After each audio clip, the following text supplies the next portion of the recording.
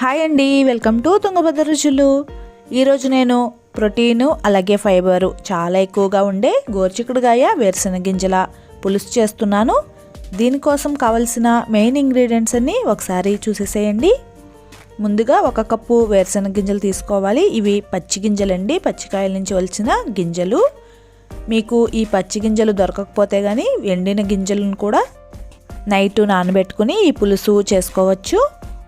ఇప్పుడు 1 కప్పు గోరుచిక్కుడుకాయ ముక్కల్ని వేసుకుని అలాగే 1 గ్లాసు నీళ్లు వేసుకుని కొంచెం ఉప్పు, 1 అర టీ స్పూన్ వరకు ఉప్పు వేసుకుని వీటిని ఒక 4-5 విజిల్స్ వేయించుకుంటే మన వేరుశెనగ గింజలు బాగా ఉడుకుతాయి. బాగా మెత్తగా ఉడికేలా ఉడికించుకోవాలి. ఇలా ఉడికించుకున్న తర్వాత స్టవ్ పైన ప్యాన్ పెట్టుకుని అందులో 3 టేబుల్ స్పూన్ల వరకు ఆయిల్ వేసుకోవాలి. ఈ ఆయిల్ కొంచెం కాగిన తర్వాత 1 అర టీ స్పూన్ మెంతులు, అర టీ స్పూను జీలకర్ర, అలాగే 1 అర టీ స్పూను ఆవాలు వేసి ఇవన్నీ కూడా చిటపటలాడిన తర్వాత కొంచెం కరివేపాకు వేసుకుని అలాగే 1 కప్పు ఉల్లిపాయలు, 3 మీడియం సైజు ఉల్లిపాయల్ని చిన్న చిన్న ముక్కలుగా కట్ చేసుకుని వేసుకోవాలి. అలాగే 2 పచ్చిమిరపకాయలని చీరికలుగా కట్ చేసుకుని వేసుకోవాలి. ఈ ఉల్లిపాయ పచ్చిమిరపకాయలు కొంచెం మగ్గిన తర్వాత 1 అర టీ స్పూన్ వరకు పసుపు వేసుకుని అలాగే రుచికి సరిపడా ఉప్పు వేసుకోవాలి. మనం ఆల్రెడీ వేరుశెనగ గింజలు ఉడికించేటప్పుడు ఉప్పు వేసుకున్నాం కదండి, అందుకు చూసుకుని వేసుకోండి. అలాగే 1 పెద్ద సైజు టమాటోని చిన్న ముక్కలుగా కట్ చేసుకుని వేసుకోవాలి. 2 నిమిషాల పాటు మూత పెట్టుకుని మగ్గించుకుంటే టమాటా కూడా బాగా మెత్తగా మగ్గిపోతుంది. ఇప్పుడు 1 టీ స్పూను కారం వేసుకోవాలి.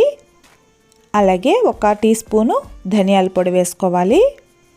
ఈ కారం పచ్చివాసన పోయేంత వరకు బాగా వేయించుకున్న తర్వాత ఇప్పుడు దీంట్లో మనం ఉడికించి పెట్టుకున్న వేరుశెనగ గింజలు అలాగే గోరుచిక్కుడుకాయ ముక్కల్ని వేసేసుకోవాలి. నీళ్లు తీసేసి వేసుకోండి, నీళ్లు లాస్ట్కి వేసుకుందాము. ఒకసారి ఈ గోరుచిక్కుడుకాయలు అలాగే వేరుశెనగ గింజలు ఒక 2-3 నిమిషాల పాటు మగ్గించుకుంటే టేస్ట్ బాగుంటుంది. అలాగే 1 వెల్లుల్లిపాయ మొత్తం వేసేసుకోండి. మనకి వెల్లుల్లిపాయలు మంచి టేస్ట్ వస్తాయి ఈ పులుసులో. ఇలా కొంచెం దంచి వేసుకుంటే సరిపోతుంది, మరి మెత్తని పేస్ట్ చేసుకోవాల్సిన అవసరం లేదు. చూస్తున్నారు కదా, ఇలా దంచుకున్న వాటిని మన కూరలో వేసేసుకోవాలి. అలాగే మనము వేరుశెనగ గింజలు ఉడికించిన నీళ్లు ఉన్నాయి కదండి, అవి కూడా వేసేసి ఒకసారి బాగా కలుపుకుని ఇప్పుడు 1 మిక్సీ జార్ తీసుకుని అందులో 1 పావు చెక్క పచ్చి కొబ్బరి వేసుకోవాలి. ఈ పచ్చి కొబ్బరిని బాగా మెత్తని పేస్ట్గా గ్రైండ్ చేసుకోవాలి. అలాగే 1 బౌల్ తీసుకుని దాంట్లో 1 టీ స్పూన్ వరకు చింతపండు పేస్ట్ వేసుకుని సరిపడినన్ని నీళ్లు వేసుకుని చింతపండు పులుసు రెడీ చేసుకుని ఈ పులుసుని కూరలో వేసేసుకోవాలి.